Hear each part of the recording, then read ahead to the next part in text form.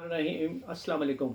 मैं हूँ डॉक्टर तौसीफ़ और होम्योपैथी के बारे में जैसे मैंने आपको पहली भी 2-3 लेक्चर देता आ रहा हूँ, आपको सुनते भी आ रहे हैं और आप उम्मीद है इससे कुछ थोड़ा सा आपको फ़ायदा भी हो रहा होगा। जो मैं इतनी मेहनत की है, जो मैंने इतना ये बुक भी किताब भी लिख रहा हूँ अपनी, तो मैं उसमें से कुछ ना कुछ छोटा मोटा आपको जो मेन मर्ज़ हैं, अमराज हैं, उनके बारे में बताता हूँ और थोड़ा बहुत उसके बारे में इंफॉर्मेशन भी देता हूँ और फिर उसके बारे में होम्योपैथी के जो बेहतरीन मेडिसिन हैं जो इस्तेमाल हो सकती हैं उसके लिए मैं आपको वो भी साथ साथ बताता रहता हूँ। तो आज जिस तरह मैं पिछले दिनों एक और मैंने टॉपिक कवर किया था, तो आज का मेरा टॉपिक है बेसिकली हिस्टीरिया के बारे में। हिस्टीरिया इसको उर्दू में मैं में बाउगोला भी कहते हैं, इस तरह भी लफ्ज़ इसके लिए इस्तेमाल होता है। तो ये हिस्टीरिया बेसिकली जो है ये एक नफसियाती बीमारी है। इसमें जो मरीज़ है ना उसको अचानक बेहोशी के दौरे पड़ते हैं, वो बेहोश हो जाता है अचानक, बैठे बैठे अचानक ही गिर जाएगा और बेहोश हो जाएगा। ये ज़्यादातर ये जवान लड़कियों को ज़्यादातर होता है, मतलब बड़ी उम्र में भी औरतों को हो जाता है, लेकिन ये ज़्यादातर जवान औरतें और लड़कियों को ज़्यादा होता है हिस्टीरिया की प्रॉब्लम। इसमें इस वक्त में मैं किसी भी नागवार बात को वो बर्दाश्त नहीं कर सकता। मरीज़ जो होता है वो अचानक उस बात के ऊपर वो अचानक बेहोश हो जाता है। बस उसका वो नहीं होता कि कोई आग, उसको आग लगी और गुस्सा चढ़ जाए उसको और वो गुस्से में पागल हो जाए, ऐसा कुछ नहीं होता। लेकिन अचानक वो उसको कोई बात नापसंद आ गई, किसी की बहुत सख्त नागवार गुजरी है उसको वो बात, तो वो अचानक बेहोश हो जाता है। और अब जब इसमें वो बेहोश हो जाता है तो आप उसको कोशिश करते हैं कि आप उसकी आंखों को खोलने की कोशिश करें तो वो आंखें नहीं खोलने देता, वो उसको उल्टा ज़ोर से बंद कर लेता है। ये चंद बड़ी निशानियाँ हैं हिस्टीरिया की। और इसको ज़्यादातर और फिर दौरान में जो है ना वो लेटा रहता है मरीज़ जो है, बस वो आराम बेहसो बेहरकत, कोई हरकत नहीं करेगा, उसके जिस्म का कोई ऐसा हरकत नहीं करेगा और वो लेटा रहेगा इस तरह करके। तो वो आप ये समझ लें कि एक तरह से बस वो बेहोश ही हो गया। लेकिन ये अब इसके बारे में है तो काफ़ी कुछ लिखा हुआ है इसके कि ये मतलब इसकी मेन रीजंस क्या होती हैं, इसकी बैकग्राउंड क्या है, वजह। तो मैंने आपको बताया कि बेसिकली ये जब है ही इसका तल्लक आपके नफ्सियात से है, दिमागी तौर पे है, तो ये इसके लिए हम आपको ख़ास ये नहीं कर सकते कि ये इस वजह से होता है, ये इस वजह से होता है। लेकिन ये हो सकता है किसी भी उम्र में स्टार्ट हो सकता है, अभी उसकी भी कुछ रीजंस हैं ख़ास जिसकी वजह से हिस्टीरिया हो जाता है। वो ये होता है कि बाज़ औक़ात मतलब शादी बहुत लेट हो रही है और प्रॉब्लम आ रही है इस किस्म की, तो भी बाज़ औक़ात ये ऐसी बेशुमार जो हैं ये कॉम्प्लिकेशंस इस किस्म की सामने आने लग जाती हैं। लेकिन बहरहाल वो तो अल्लाह ताला के हाथ में है, सारा कुछ हमारे हाथ में तो नहीं है। लेकिन बहरहाल कुछ कॉम्प्लिकेशंस की वजह से ये हिस्टीरिया का प्रॉब्लम स्टार्ट हो जाता है। तो थोड़ी देर बाद मरीज़ जब बेहोश रहता है तो उसके बाद थोड़ी देर बाद वो खुद बहुत ठीक भी हो जाता है वक़्त के साथ, मतलब कोई 10-15 मिनट, कभी आधा घंटा, कभी 20 मिनट, कभी उसके बाद आहिस्ता आहिस्ता वो ठीक होकर उठ के बैठ जाएगा और अपना वो उसको पता भी नहीं होगा कि क्या हुआ क्या नहीं हुआ। लेकिन इस तरह के अटैक्स बाज़ औक़ात यही होता है जब उसको ये एहसास होना कि उसके आस-पास कुछ लोग ऐसे हैं जो कि उसका ख़्याल करने वाले हैं, उनको पता है कि मेरे हमदर्द हैं, तो इसलिए वो फ़ौरी तौर पे बेहोश हो जाता है और वो उसकी तवज्जो हासिल करने के लिए आप समझ लें वो ये कर सकता है इस किस्म की चीज़।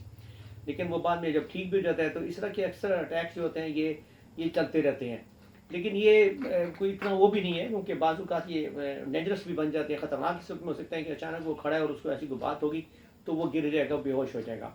ये प्रॉब्लम है तो सही ना, एक मर्ज़ है तो सही ना। हम ये तो नहीं कह सकते कि वो खाली तवज्जो हासिल करने के लिए बेहोश हुआ तो वो तो फिर वो आराम आराम से ऐसे जाके लेटेगा, नहीं। इसमें वो बेचारा एकदम या बेचारी वो एकदम गिर जाते हैं ज़मीन के ऊपर, अगर बैठा हुआ है तो वहीं पे गिर जाएगा।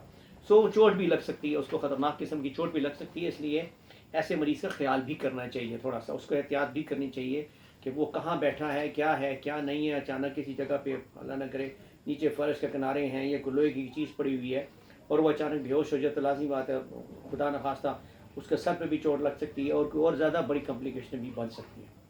अब इसके लिए जो मैं साथ में बताता होता हूँ कि हिस्टीरिया के लिए जो हमारी होम्योपैथी जो सबसे अच्छा आपकी मदद कर सकती है, मरीज़ की मदद कर सकती है, उसमें सबसे पहले बताता हूँ मदर टिंक्चर जो होते हैं उसके। जो मदर टिंक्चर है उसमें सबसे पहले ऐसे होता था कैम्फर बेसिकली होता है सुंघाने के लिए, बड़ी तेज़ इसकी स्मेल होती है, ये आप सुंघाएँ, इससे भी मरीज़ इमीडिएटली फौरी तौर पे होश में आ जाता है।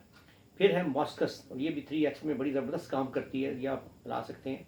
ऐसा फोटिडा करती है, इग्निशिया काम करती है इसमें, ये मदर टिंक्चर बता रहा हूँ मैं आपको सारे।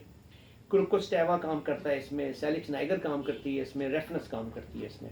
क्योंकि इसके साथ कुछ और कॉम्प्लिकेशंस भी होती हैं तो इसलिए ये डिफरेंट मदर टिंक्चर हैं जो किसी और जगह भी इस्तेमाल होते हैं। लेकिन हिस्टीरिया में ये कुछ सिम्टम देख के ही आपने कुछ न कुछ चलना होता है। लेकिन ये बुनियादी मैंने आपको बताए हैं कि जो बुनियादी तौर पर इस्तेमाल होते हैं वो मैंने आपको मदर टिंक्चर। इसके बाद जो مین میڈیسنس ہیں اس کی جو استعمال ہوتی ہیں ہسٹیریا میں، اس میں ایسا فوٹیڈا ہے، اس کے بعد ہے اپنا کالی فاس بہت زبردست کام کرتی ہے، ماسکس بہت زبردست دوائی ہے اس کی استعمال کرنے کے لیے، اگنیشیا ہے، نکس ماسکیٹا، ایک نکس مومیکا ہے، میں آپ کو پہلے بتاتا رہا تھا، ایک نکس ماسکیٹا ہے۔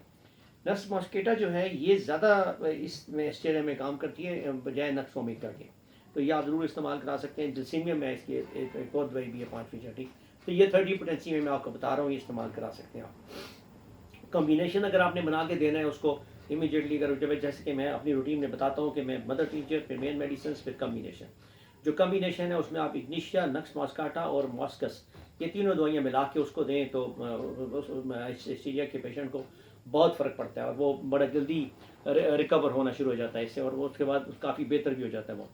دوسرا آپ ایک اور بھی اس میں کمبینیشن کر سکتے ہیں، وہ ہے 200 پوٹینسی میں ایسا فوٹیڈا اور اگنیشیا، یہ دونوں ملا کے آپ 200 پوٹینسی میں ان کی 3 بوندیں، جیسے 30 پوٹینسی کمبینیشن ایسا اس کی بھی ملا کے دونوں دوائیوں کو ملا کے اس کی 3 بوندیں آپ اس کی زبان پہ ٹپکائیں، تو آہستہ آہستہ وقت کے ساتھ ساتھ وہ ہسٹیریا والے پیشنٹ جو ہے وہ بہتر ہو جاتا ہے اور اس سے وہ نکل آتا ہے۔